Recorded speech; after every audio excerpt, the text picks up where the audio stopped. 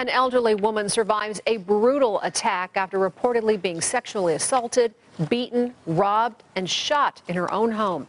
It happened near Charleston in Maryland Sunday morning. Police have now arrested 54-year-old Herbert Rogers, who is now facing a long list of charges, including sexual assault, kidnapping, and attempted murder.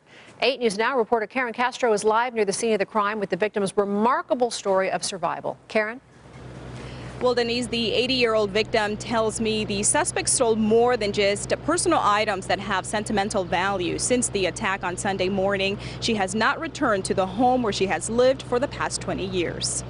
I know I won't feel safe anymore at home. 80-year-old Siobhan survives a brutal attack that left her face and arms badly bruised. All I could think of was, I don't want to die like this. Siobhan says she spent an hour with a naked man who was ransacking her home. Police have identified the suspect as 54-year-old Herbert Rogers, a registered sex offender. I asked him, what are you doing here? He says, I'm going to rape you. The 80-year-old victim says she tried running away, but the suspect grabbed her, tossing her on the couch, and began beating her. Oh, he went like this, whack, whack, and just like slapping really hard. Siobhan says the man attempted to rape her, and even then she remained calm, talking with the suspect. He said, I'm going to have to kill you. And I said, you don't have to do that. Siobhan recalls the suspect loading up her own pickup truck with some of her personal items, but the truck had a dead battery.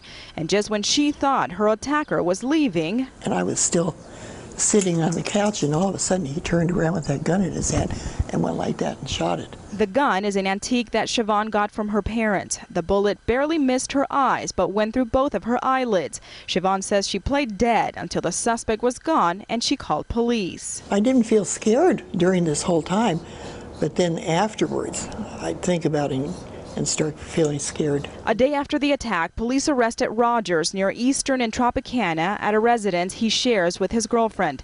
Investigators could not say if this was a targeted attack, but Siobhan says she's lucky to be alive. I wasn't ready to go.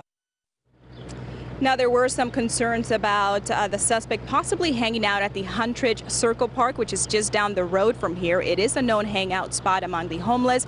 Now, police could not make that connection, but admit that it is a problem area. Reporting live, Karen Castro, 8 News Now.